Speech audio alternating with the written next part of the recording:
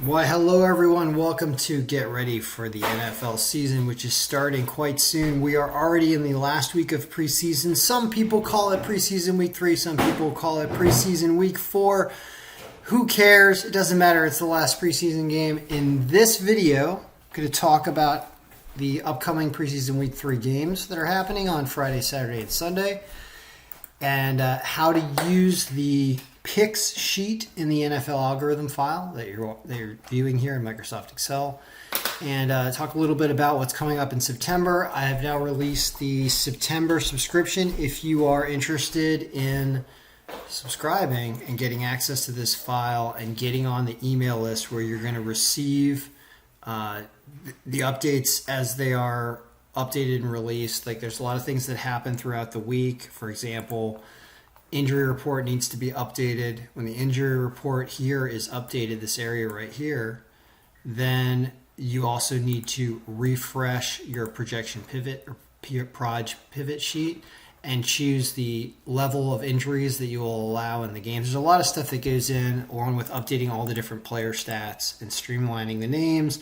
and making sure that we have everybody. There's a lot that happens each week. So I just do it for everyone, and I send out the email updates as they're done in preparation of the week. That's a $50 subscription for all from now until the end of September.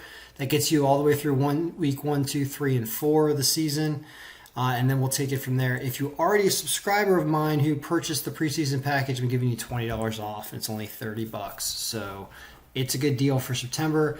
The beginning, there's going to be a lot of manual adjustments as the season starts, and I'll be discussing them in videos as we go forward. So let's talk about the week 3. We've got games on Friday, Saturday, Sunday, all 3.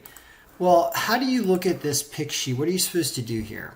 And I'd say the most common question people ask me is they say, "Hey, Ken, what's the best line?" Yeah, I'm going to crack a beer, and I already did crack a beer. What's the best spread? Like, which team should I take on the spread? There is a filter here called Spread Pick. All you have to do is click yes, and it gives you all the teams that it says to take with whatever spread is, which is the spread is right here. So that's one way to look at things. For example, it says, oh, by the way, I've also made an adjustment here to the magnifier.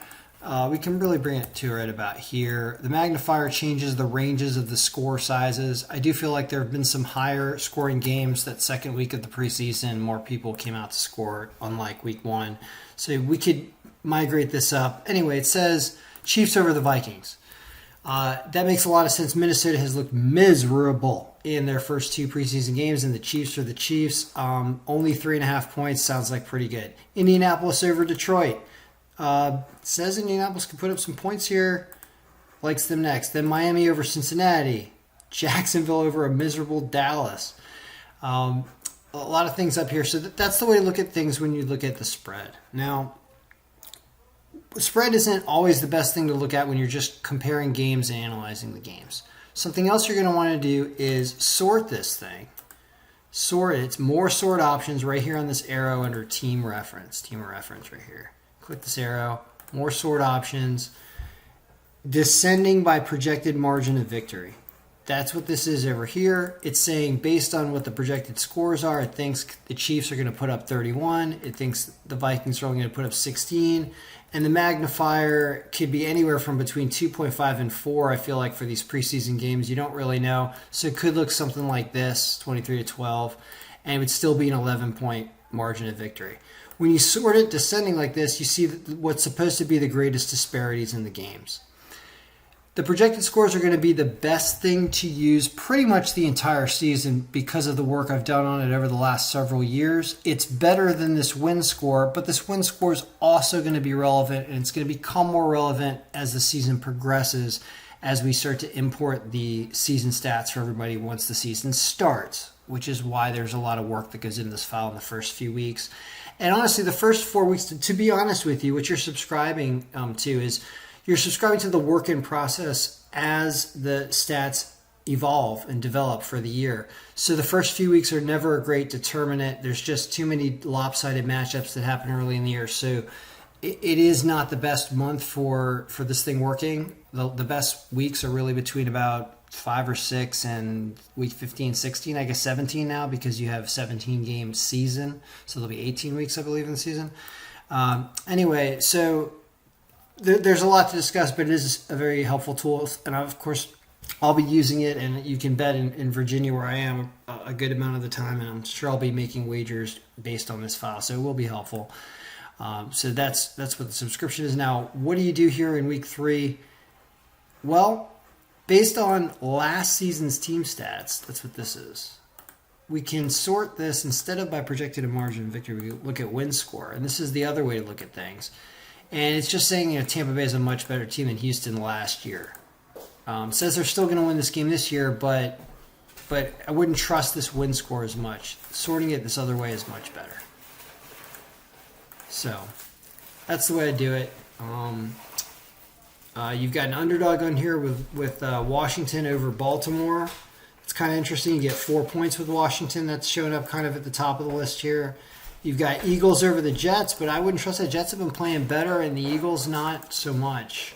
I don't know about that, but always trust the algorithm, never trust me. You can filter things as well by going here and saying value filters. Greater than is the win score, is the projected margin of victory, one should say. Is it greater than 0? Then these are all the teams that are supposed to win by projected score. And by how much?